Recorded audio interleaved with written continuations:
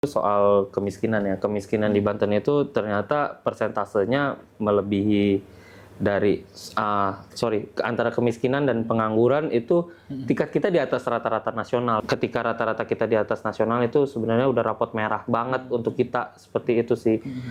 Memang grafiknya turun dari yang 2023 kemarin 7%, angka kemiskinannya turun ke 6%. Angka pengangguran pun turun dari 6% ke 5%, tapi itu kan tetap di atas garis rata-rata tingkat nasional seperti itu, dan itu adalah hal yang untuk diperbaiki seperti itu.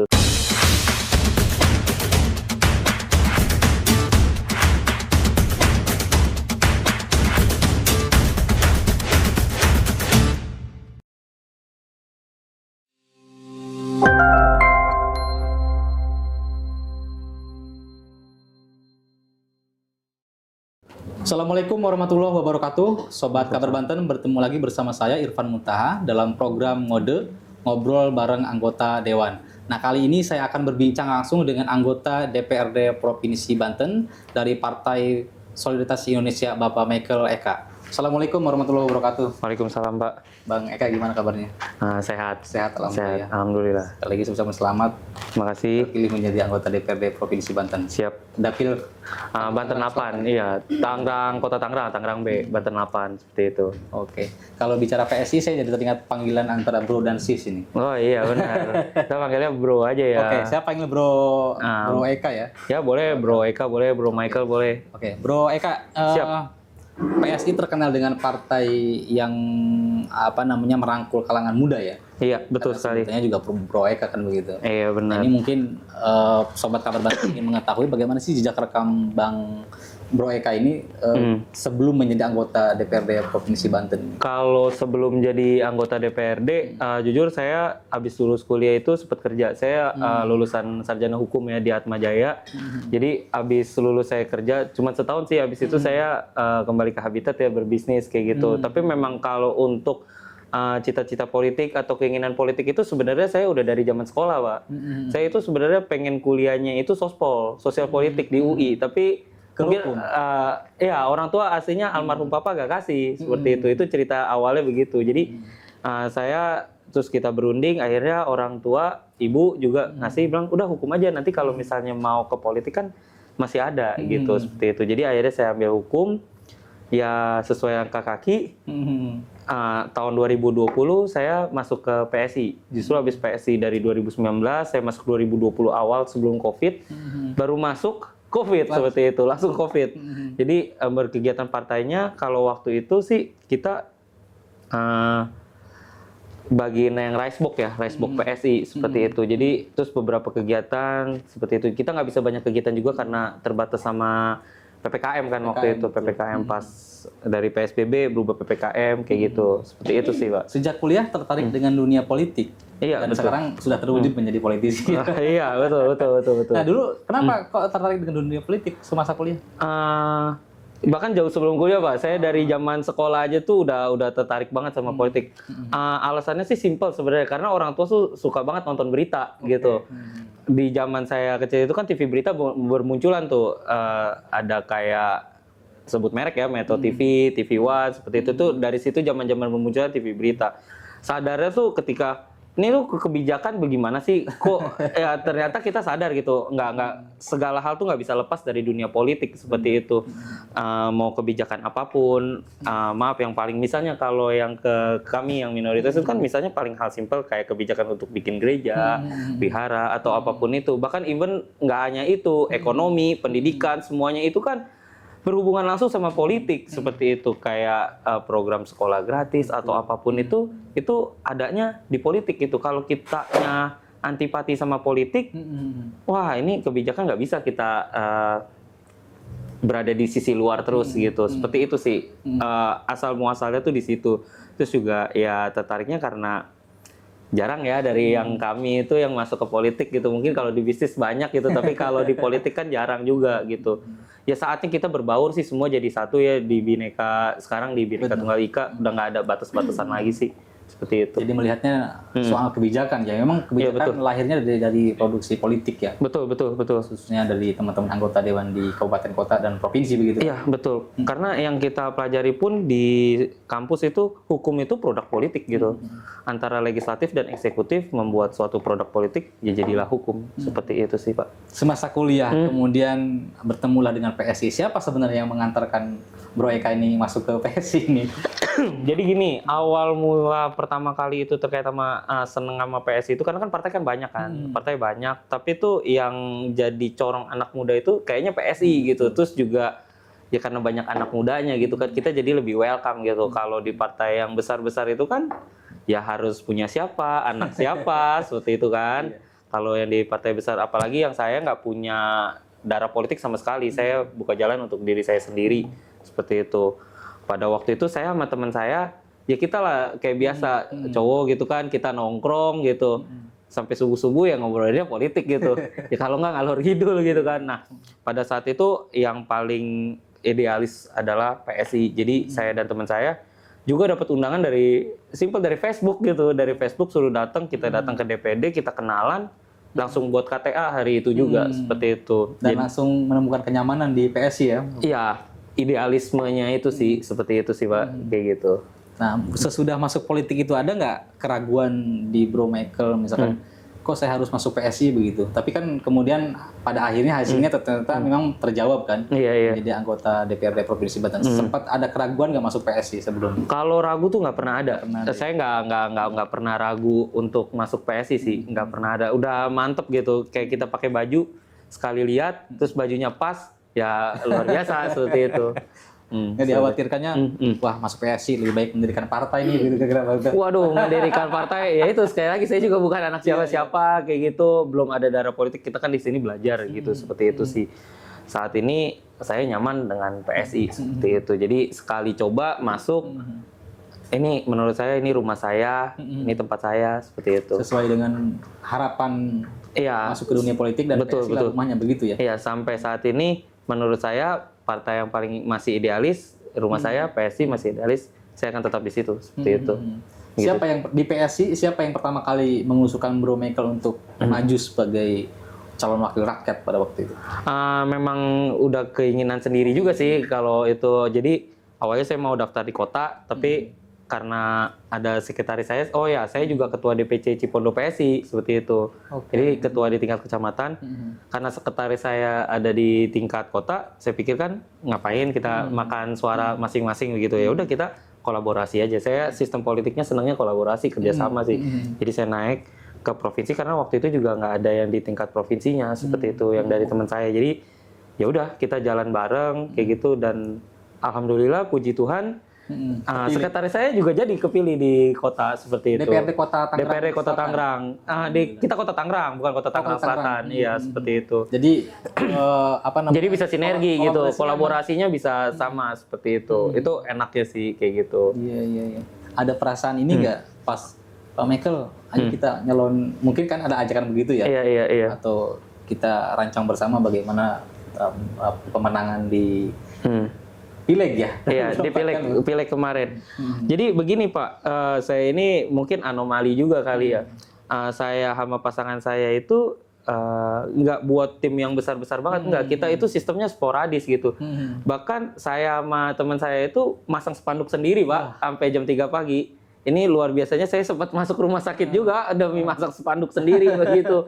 Jadi ini benar-benar perjuangan gitu. Kita nggak satu faktor dana juga kayak gitu, kita bukan yang spesial atau something kayak gitu gimana someone ya, tapi kayak gitu. Jadi kita bener-bener no money politik, seperti itu. Kita datang bawa idealis, kita bawa ide, syukurnya sih kita diterima seperti itu. Suara ya alhamdulillah, sekali lagi puji Tuhan aman, ada kebantu juga dari partainya, seperti itu. Ya, sekarang duduk sebagai anggota DPRD Banten. Iya betul, duduk itu yang paling penting Pak. Iya betul.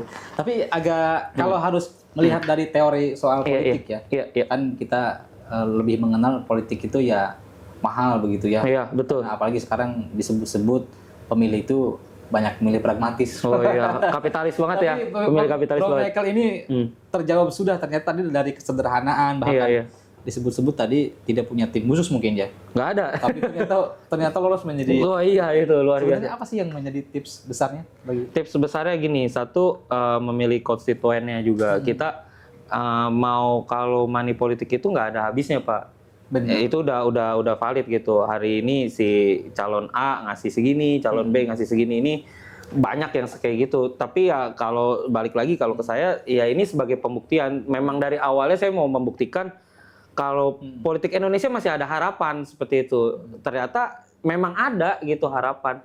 Mau dibilang batas seperti apa, ada yang suka bilang SDM-nya rendah atau apa. Enggak juga gitu. Buktinya saya ada hadir di sini gitu. Even misalnya dapil saya pun di kota, tapi ya ini kan harapan gitu.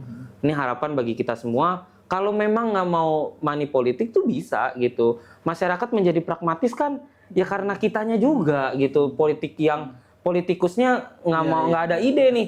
Udah kita serangan fajar seperti itu. Itu bagi saya politikus yang nggak ada idenya aja. Seperti itu sih. Ini menginspirasi bagi teman-teman bro.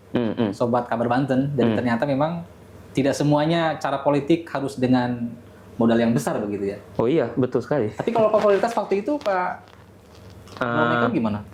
Kalau popularitas, gini, saya juga orangnya aktif di lingkungan, jadi saya juga nggak bilang nggak ada modal sosial tuh juga penting. Jadi kalau diam-diam doang di rumah nonton anime ya kagak jadi siapa-siapa juga, kita harus keluar. Kalau misalnya di tempatnya ada Karang Taruna, jadi Karang Taruna. Atau misalnya jadi pemuda masjid, itu juga penting, itu modal sosial. Jadi modal tuh gak hanya soal uang, gak selalu begitu. Modal sosial tuh penting. Kalau saya aktif di gereja, seperti itu. Kalau sedangkan yang sekretaris saya, Buddha, dia aktif di wihara. Jadi itu modal yang sangat penting, seperti itu. Kita aktif di luar kegiatan apapun, lintas, misalnya FKUB, Kerukunan Umat Beragama, kita ikut aja seperti itu. Itu modal yang penting. Ada kegiatan di RT, RW, yang nongol muka seperti itu. Popularitas juga didapat dari organisasi. Iya betul. Gitu ya, iya. Juga yang pasti sih aktif di lingkungan. Kalau banyak kan kasusnya seperti ini orang siapa gitu, tiba-tiba masang spanduk seperti itu kan, nggak pernah nongol. Ini makanya manusianya siapa seperti itu gitu. Kalau berbahan ini mana gitu. Tapi Bang Michael, ketika pertama kali tadi kan pasang spanduk sendiri, bagaimana partisipasi masyarakat yang sudah mengenal Bang Michael lah ya? Ada yang beri dukungan, ada juga yang mengecilkan. Oh, nggak sedikit yang mengecilkan. Justru kadang-kadang yang mengecilkan itu datang dari orang paling dekat, Pak. Kayak ya orang-orang yang kadang orang yang maaf ya, yang satu agama aja tuh mengecilkan seperti itu. Jadi itu kadang-kadang tuh hadir dari orang paling dekat. Justru yang support itu justru orang yang jauh gitu. Kadang-kadang ya di politik kadang-kadang begitu sih. Saya nggak bilang semuanya. Yang dekat bantu juga banyak. Yang mereka jujur ya, relawan saya tuh ya nggak banyak. Saya nggak bisa bilang relawan juga. Kadang saya cuman kasih alat peraga kayak kalender. Mereka tuh jalan sendiri gitu dengan ya mereka ada harapan kalau temennya, teman anaknya, kebanyakan teman anaknya sih ya, teman anaknya ini jadi dewan seperti itu. Mereka bawa harapan karena kan biar bagaimanapun ketika jadi dewan itu kan orang yang pertama kali mereka mengharapkan ketika ada suatu masalah atau apa, mereka punya orang yang dekat lah dengan pemerintahan atau bisa untuk dimintain tolong seperti itu sih Pak. Alhamdulillah kebayang karena tadi tantangannya banyak ya, teman dekat yang melakukan atas keberhasilan Bang Michael dan sekarang terjawab. Nah pertama kali Bang Michael besok kan misalkan di pencoblosan dan pada hari itu mungkin beberapa hari kemudian Bro Michael mengetahui bahwa saya lolos sebagai anggota DPRD. Bagaimana rasanya waktu itu Bro Michael? Rasa pertama kalinya rasanya nggak aman sih ya. Kalau kita sebagai politikus awal nggak benar-benar bagaimana itu. Perasaan nggak aman seperti itu. Ini kita sampai dilantik karena kan pertarungannya Februari, terus penjelasannya sampai 6 Maret seperti itu, penghitungan selesai, terus ada MK gitu-gitu ya. Kita kayak waspada aja gitu sampai ketok palu MK ya kita lega sedikit. Tapi kan dilantik itu kita di Banten itu 2 September kan, Benar. bulan lalu Jaraknya gitu. agak jauh, jauh. Jauh, bukan agak jauh. 6 bulan kita was-was seperti itu gitu sih. Tapi ya happy, beberapa orang udah banyak yang kasih selamat seperti itu. Orang yang tadinya nggak ngedukung aja ya jadi ngasih selamat seperti itu ya. Tapi ya udahlah, kita kan pertarungan udah usai, semua keluarga lagi kayak gitu sih. Tidak boleh baper ya. Ya kalau kita baper banget, jangan di politik sih Pak, Iya, kayak benar. gitu. Ya idealis boleh, tapi juga jangan terlalu dibawa perasaan sih seperti itu. Pasti kita sakit hati kalau di Baik, politik. Nah, boleh. Tips yang sangat bermanfaat ini bagi teman-teman. Siap. Bro Mm-mm. Kabar Banten. Nah, Bang Michael sekarang selamat sudah dilantik, Siap. bahkan sudah bertugas sebagai anggota DPRD Provinsi Banten 2024-2029. 9. Lumayan lama ya. Ya, ya. Kalau yang ngejalaninnya berasa cepat nanti.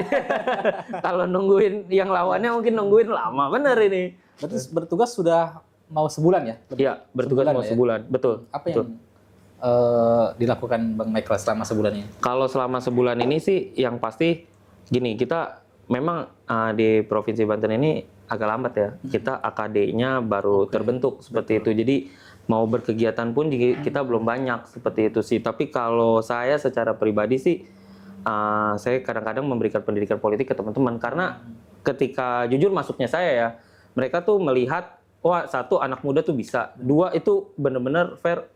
Oh tanpa uang yang selama ini kan orang ditakutkan kalau itu modal tuh harus miliaran gini-gini. Tapi enggak even nggak sampai sebegitu, ratusan puluhan juga nggak nyampe, bisa kok gitu. Terus yang ketiga, oh ternyata tuh politik di Indonesia tuh memang sudah lebih terbuka gitu orang-orangnya. Udah nggak mungkin sekat-sekat ada, tapi ya di daerah tertentu aja gitu loh.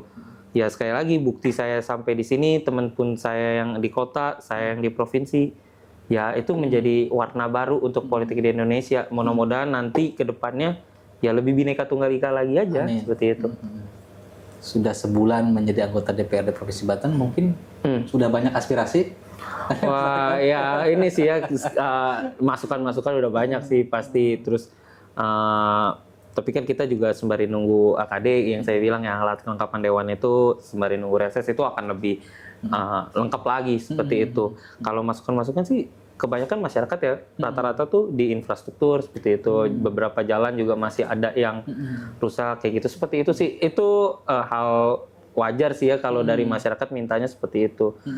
Kayak gitu sih Pak. Sering kali saya mendengar tuh, Bro Michael, Iya. bahwa para anggota DPRD Provinsi Banten yang sudah ya, Iya. semua aspirasi masyarakat disampaikan. Tapi kan di sisi lain anggota DPRD juga dibatasi dengan mitra kerja ya. Iya, betul. Di komisi itu kan ada mitra kerja. Betul. Nanti bagaimana mensiasati, Bro Michael ini mensiasati itu? Karena kan masyarakat, pokoknya kami nggak mau tahu, pokoknya Bro Michael ini seorang anggota DPRD Provinsi Banten, ya kami akan usulkan semua yang kami harapkan. Namanya usulan kan kita terima dong, nggak mungkin usulan kita tolak, benar kan? Nah, kebetulan kan kalau di provinsi ini komisi ada 5 ya, ada pemerintahan, ekonomi, aset, terus infrastruktur, pembangunan, sama yang terakhir kan Kesra Kemasyarakatan.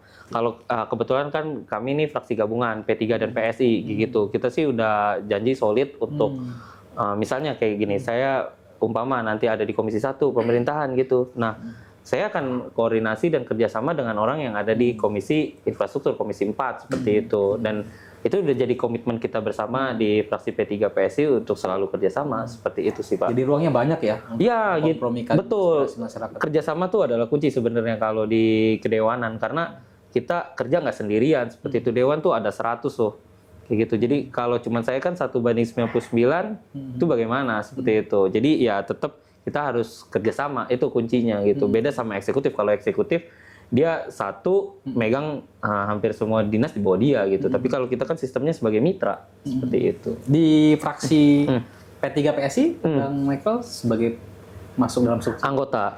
Saya anggota seperti itu. mudah-mudahan menjadi ketua fraksi. Sudah diumumkan di Udah diumuman. Waduh, jangan ngelangkain senior dulu ini. Pelan-pelan untuk kita ya. Berikutnya kira-kira begitu ya. Amin.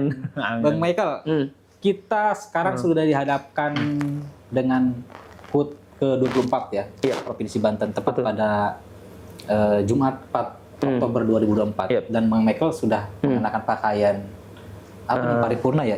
Ada Buat adat, pakaian adat Banten, Adat buat kan? iya Untuk paripurna. ulang tahun Banten. Mungkin Bang Michael punya catatan khusus buat Provinsi Banten ini? Kalau catatan khusus ini yang paling pertama itu soal kemiskinan ya. Kemiskinan di Banten itu ternyata persentasenya melebihi dari antara kemiskinan dan pengangguran itu tingkat kita di atas rata-rata nasional, dan itu adalah hal yang benar-benar patut kita benerin sih kayak gitu, karena ketika rata-rata kita di atas nasional itu sebenarnya udah rapot merah banget untuk kita, seperti itu sih. Memang grafiknya turun dari yang 2023 kemarin 7% angka kemiskinannya turun ke 6%, angka pengangguran pun turun dari 6% ke 5%, tapi itu kan tetap di atas garis rata-rata tingkat nasional seperti itu, dan itu adalah hal yang untuk diperbaiki seperti itu. Semoga entah legislatif, eksekutif di pemerintahan yang berikutnya sekarang atau yang nanti habis pilkada ini bisa memperbaiki masalah-masalah yang ada di Banten seperti itu sih. Tapi selama mungkin berinteraksi di dapil mungkin Bro Michael apakah juga menemukan memang faktanya ada warga miskin begitu di Gini, kesenjangan di Provinsi Banten itu juga cukup besar seperti ini. Saya dapil Kota Tangerang. Kota Tangerang itu kita anggap cukup mampu gitu, sedangkan di daerah lain seperti kayak di Lebak atau Pandeglang mungkin kan mereka PAD-nya juga agak tertinggal seperti itu. Wilayah mereka yang luas, besar. Nah, itu kan keterjangkauannya juga agak jauh ya. Jadi, nah tingkat itu kayak gitu. Itu pun mempengaruhi dari SDM, penghasilan. Itu sangat mempengaruhi untuk kemajuan suatu daerah kayak gitu. Dengan sekolahnya yang tinggi kayak gitu. Itu kan kebanyakan adanya di daerah-daerah kota seperti itu. Nah, moga-moga Banten tuh nanti bisa lebih merata seperti itu. Makmur adil kayak gitu. Nah, itu hal yang paling penting sih untuk Banten ke depannya seperti itu. Sesuai dengan yang dicita-citakan para pendiri Provinsi Banten. Betul sekali. Itu hari ini sudah baca koran kabar Banten kan? Waduh. Nanti kita baca bersama. Oh ya pasti dong, pasti. Kita dikasih kesempatan begini. Edisi HUT Provinsi Banten ini, kabar Banten menghimpun pendapat para tokoh pendiri ya. Siap. Memang kesimpulannya, catatannya ya tadi benar kata Bro Michael, kemiskinan dan pengangguran itu masih menjadi problem, dan itu diantaranya yang memang dicita-citakan oleh para pendiri Provinsi Banten untuk menghapus masalah itu. Iya, tapi yang tidak kalah penting Bro Michael tadi soal kesenjangan ya. Iya. Kita tuh sedang ada kompromi soal DOB. DOB Cilangkahan dan Caringin di Kabupaten Lebak dan Pandeglang. Mudah-mudahan Bro Michael menjadi bagian yang akan berjuang mewujudkan DOB itu ke depan. Siap. Oke, Bro Michael, momentum yang sangat tepat, mungkin ada yang ingin ingin disampaikan terhadap masyarakat di dapil Kota Tangerang khususnya, dan juga harapan terpenting bagi pemerintah Provinsi Banten agar Banten ke depan menjadi lebih baik. Kalau untuk pemerintah sih saya harap bisa lebih adil bagi seluruh masyarakat khususnya di Banten dan mau memajukan masyarakat di Banten ya. Dan kalau untuk masyarakat terutama pemilih muda nih, saya harap semua anak-anak muda tuh jangan antipati lagi sama politik. Kita harus sadar apapun yang kita lakukan itu semuanya terkait sama politik. Kebijakan-kebijakan entah mencari pekerjaan, kita buka usaha, sekolah, atau apapun itu, semua itu terkait sama politik gitu. Kalau misalnya kita nggak mau masuk ke politik, ya kalau kita antipati, akhirnya orang yang duduk di situ nggak tepat seperti itu gitu loh. Jadi saya minta sama anak-anak muda, ayo lebih melek politik lagi. Ayo kita bahkan masuk aja ke politik, jangan takut gitu loh. Partai politik partai politik tuh nggak jauh gitu loh, nggak jauh dari kita seperti itu. Yang penting kita mau coba masuk. Toh partai politik memang butuh juga kok, butuh regenerasi seperti itu gitu. Butuh ide-ide yang fresh untuk memajukan daerah, khususnya Banten ya. Kalau kita bicara Banten, Kota Tangerang seperti itu, kita butuh ide yang fresh. Anak-anak muda kan biasanya lebih fresh tuh ide-idenya seperti itu. Tapi bukan berarti yang bapak-bapak atau tua ibu-ibu nggak fresh juga ya, enggak gitu. Semua kita satu padu berpikir, ide dituangkan di dalam politik seperti itu gitu. Kalau yang tua dan muda berkolaborasi, insya Allah Banten. Oh iya betul dong. Buat Yang tua punya kebijaksanaan, yang muda punya idealisme seperti semangat. itu dan semangat lah. Jangan kalau muda masih udah capek-capek mah. Iya betul. Ya. Oke, Bro Michael terakhir nih. Siap. Karena sudah terpilih menjadi wakil rakyat, apa yang akan dilakukan khususnya di dapil? Khususnya di dapil saya, satu, karena dapil saya cukup udah lebih maju lah seperti itu. Kalau saya sih yang berharapnya satu yang pasti SDM-nya lebih tinggi lagi, karena biar bagaimanapun mau infrastruktur bagus atau apapun tapi sekolah rendah atau gimana itu yang menjadi cikal bakal kesulitan gitu. Jangan sampai Indonesia emas yang kita tuju-tuju menjadi Indonesia cemas seperti itu. Kita yang pasti itu SDM-nya dulu. Sekarang ini yang masalah adalah SDM-nya kita tingkatin dengan pendidikan seperti itu. Yang kedua kan masalah tadi yang pengangguran dan kemiskinan. Bagaimana mengubah orang itu dari yang berpikirnya kerja tapi membuka lapangan pekerjaan seperti itu. Jadi kita merubah perspektif menjadi wira swasta seperti itu yang harus dibawa ke mental orang Indonesia seperti itu sih. Jadi mental membuka lapangan pekerjaan itu kan bisa nolong bagi yang lain seperti itu. Luar biasa Bro Michael. Terima kasih Bro Michael. Siap. Sudah berbincang dengan Sobat Kabar Banten dan Sobat Kabar Banten kita doakan Bro Michael ini sehat terus, panjang umur, amin. Dan tentunya bisa memperjuangkan aspirasi masyarakat di Provinsi Banten. Karena kalau sudah menjadi wakil rakyat ya milik Banten berarti ya. Iya, milik Banten harusnya. Milik dapil. Yang bahaya milik partai. Betul. Oke, selamat bekerja. Siap. Terima kasih, Pak. Sebagai anggota DPRD Provinsi Banten tahun 2024-2029. Sobat Kabar Banten, itulah perbincangan saya dengan Bro Michael, anggota DPRD Provinsi Banten periode 2024-2029 dari fraksi P3 PSI. Saksikan terus program podcast Kabar Banten. Billahi taufiq wal hidayah. Assalamualaikum warahmatullahi wabarakatuh. Terima kasih.